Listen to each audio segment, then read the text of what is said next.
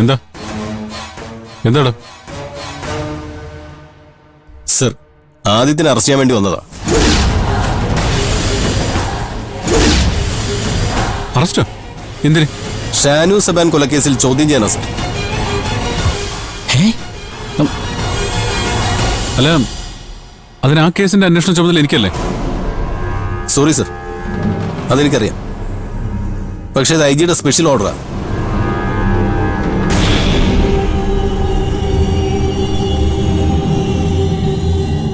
ശരി, എന്നാ തൽക്കാലം നിങ്ങൾ വിട്ടോ. ഇവനെ ഉച്ച കഴിഞ്ഞ് ഞാൻ ഹാജരാക്കിക്കോളാം. അത് പറ്റില്ല സർ.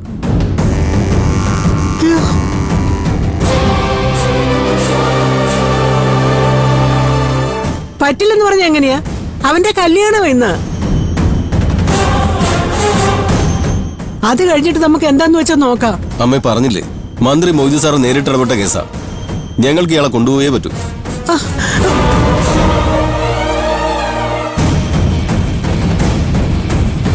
വേണ്ടി വന്ന ബലപ്രയോഗം നടത്താൻ ഉത്തരവുണ്ട്.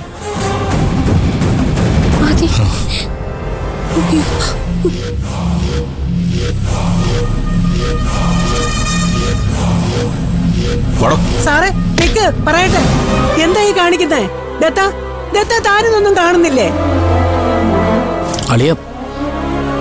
താനും കൂടെ അറിഞ്ഞിട്ടാണോ ഇതെല്ലാം? അല്ല മുത്തശ്ശി, ഞാനൊന്നും താൻ അറിഞ്ഞിട്ടില്ലായിരിക്കുമല്ലേ? അല്ലെങ്കിൽ തന്നെ ഇന്ന് വരെ താൻ എന്താ അറിഞ്ഞിട്ടുള്ളത്? സ്വന്തം അളിയനെ പോലും രക്ഷിക്കാൻ കഴിയാത്ത താൻ എന്തിനാണോ പോലീസാന്നും പറഞ്ഞു നടക്കുന്നത്? മുത്തശ്ശി, സോറി സർ, എനിക്ക് എന്റെ ഡ്യൂട്ടി ചെയ്തേ പറ്റൂ.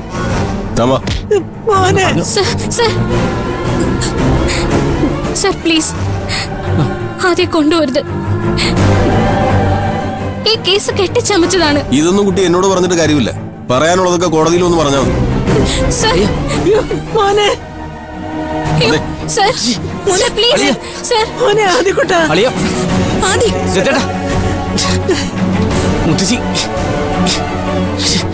ഞാൻ പറയട്ടെ സർ. സർ, എനിക്കൊന്നും അറിയില്ല സർ. ഞാൻ ചെയ്തിട്ടില്ല.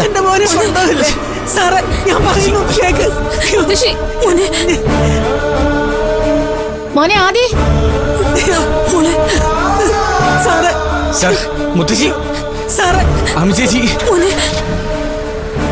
മുത്തശ്ശി, എന്റെ മോനെ.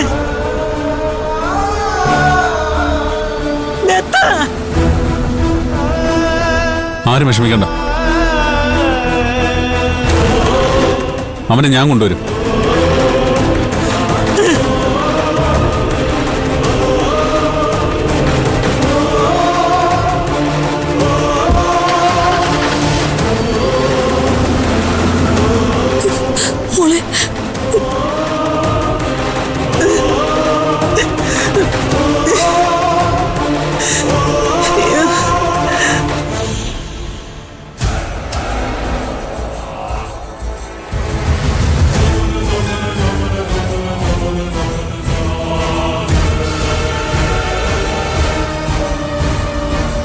എന്താണ് ഭാര്യ, ഒരു ഭയങ്കര ടെൻഷൻ?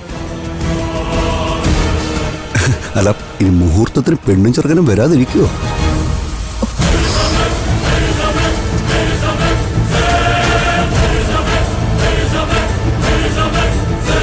ഞാൻ അന്നേ പറഞ്ഞല്ലേ ഈ കല്യാണം നടക്കാൻ ബുദ്ധിമുട്ടാണെന്ന്. നിനക്കരുതല്ലേ നിർബന്ധം കെട്ടിച്ചേ അടങ്ങൂന്ന്.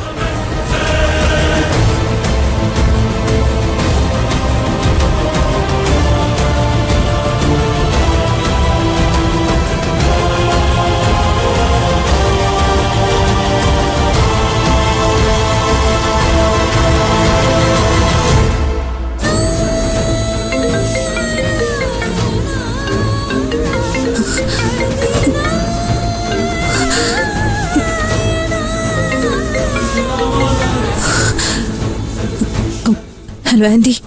അയ്യോ, നിങ്ങളിത് എവിടെയാ? അമ്മയെ വിളിച്ചിട്ടാണെങ്കിൽ കിട്ടുന്നുമില്ല.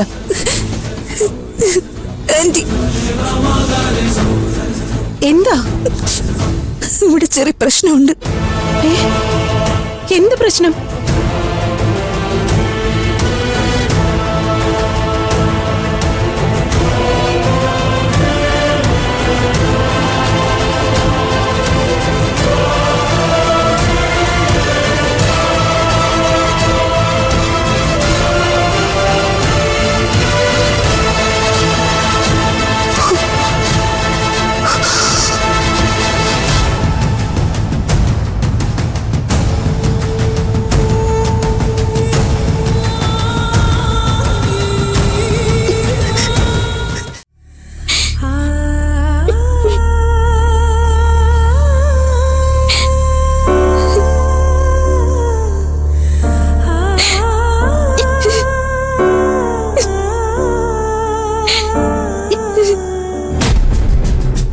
കേട്ടില്ലേ ശകനപ്പഴ?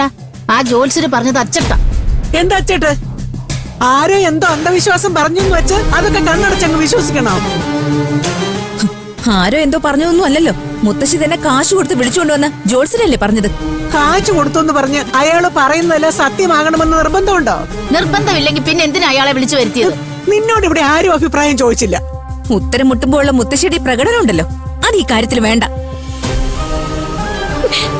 നമ്മുടെ ആദിമോന്റെ ജീവിതം വെച്ച ഈ കളിന്ന് മറക്കണ്ട. അതെനിക്ക് നല്ല ഓർമ്മയുണ്ട്. അവന്റെ കാര്യത്തിൽ നിന്നേക്കാൾ ഉത്തരവാദിത്വം എനിക്കുണ്ട്. എന്നിട്ടാണോ ഈ അക്രമത്തിന് കൂട്ടു നിൽക്കുന്നത്? എന്ത് അക്രമം? സ്നേഹിക്കുന്ന രണ്ടുപേരെ ഒന്നിപ്പിക്കുന്നത് ഇത്ര വലിയ അക്രമമാണോ? സ്നേഹിക്കുന്ന രണ്ടുപേര് ഒന്നിക്കാൻ യോഗം ഇല്ലെങ്കിൽ പിന്നെ നമ്മൾ എന്ത് ചെയ്യാനാ? യോഗവും യോഗക്കേടും ഒക്കെ തീരുമാനിക്കുന്നത് നമ്മൾ മനുഷ്യരാ. ആകാശത്ത് നിൽക്കുന്ന ഗ്രഹങ്ങൾക്ക് അതിൽ ഒരു സ്ഥാനവും ഇല്ല. അല്ല, ഇതെല്ലാം കൂടെ അമ്മ തന്നെ പറയരുത്. അതെ, മുത്തശ്ശി ഏതെങ്കിലും ഒരു ഭാഗത്ത് ഉറച്ചു നിൽക്ക്. ഒന്നുകിൽ ഈശ്വര വിശ്വാസം, അല്ലെങ്കിൽ നിരീശ്വരവാദം. എന്റെ കുട്ടികളെ ഒന്നിപ്പിക്കാൻ ഞാൻ എന്തും ചെയ്യും. ആരുടെ കൂടെ വേണേലും നിൽക്കും. എന്റെ അമ്മേ, കൊച്ചുമക്കളെ സ്നേഹിക്കേണ്ടെന്നൊന്നും അല്ല ഞങ്ങള് പറയുന്നേ. ആ സ്നേഹം അവർക്കൊരു ശാപമാകരുതെന്നാ. എന്റെ സ്നേഹം ശാപമാകുവാണെങ്കിലേ അവരതങ്ങ് സഹിച്ചോളും. ഇനി അഥവാ ആദ്യം പൂജയും ഒന്നിക്കുന്നതില് എന്തെങ്കിലും ഗ്രഹനിലപ്പിഴ ഉണ്ടെങ്കിൽ അത് സ്നേഹം കൊണ്ട് അവരതിനെ അതിജീവിച്ചോളും. പോലീസ് കൊണ്ടുപോയെന്നല്ലേ ഉള്ളൂ. ജാമ്യത്തിൽ പുറത്തിറക്കിയ തീരുന്ന പ്രശ്നങ്ങളല്ലേ ഉള്ളൂ. ഇതൊക്കെ വിധിയുടെ കുഴപ്പമാണെന്ന് നമ്മൾ വിശ്വസിക്കുന്നതാണ് മണ്ടത്തരം. ഇതിന്റെയൊക്കെ പിന്നിൽ മനുഷ്യരാ. ഈ കല്യാണം മുടക്കാൻ ആരോ മനഃപൂർവ്വം കെട്ടിച്ചമച്ച കേസായത്. ഈ ഉമ്മാക്കി കണ്ട് നമ്മൾ പേടിച്ച അവര് ജയിച്ചു എന്നല്ലേ അതിനർത്ഥം? അങ്ങനെ നമ്മൾ തോറ്റു കൊടുത്തിട്ട് അവര് ജയിക്കണ്ട.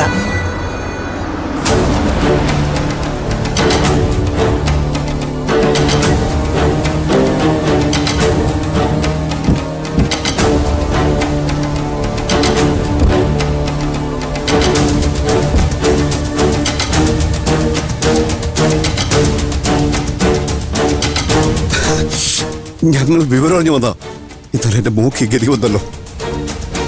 ഈ സമയത്ത് തന്നെ അവർക്ക് കേസ് കൊടുക്കേണ്ട വല്ല കാര്യം ഉണ്ടായിരുന്നോ? ഒന്നിനും ഞാൻ വെറുതെ വിടില്ല. നോക്കിക്കോ.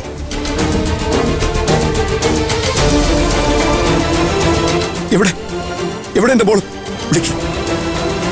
ഞാൻ അവളോടൊരു നല്ല 4 വാക്ക് പറഞ്ഞ് ആശ്വസിപ്പിക്കട്ടെ. അവളെ ആശ്വസിപ്പിക്കലല്ല കളക്ടറെ ഇപ്പൊ നേരം.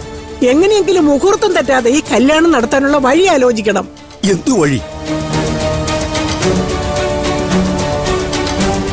ഞങ്ങളോടാണ് അമ്മ വഴി ചോദിക്കുന്നത്. ഒരു IPS കാരനുള്ള വീടല്ലേ ഇത്? അയാളെവിടെ? അയാളോട് ചോദിക്കേ ആദ്യം പുറത്തിറക്കാനുള്ള മാർഗം എന്താണെന്ന്. ദത്തേട്ടൻ അവന്റെ കൂടെ പോയിട്ടുണ്ട്. ഓ, അപ്പൊ പിന്നെ സമാധാനമുണ്ട്.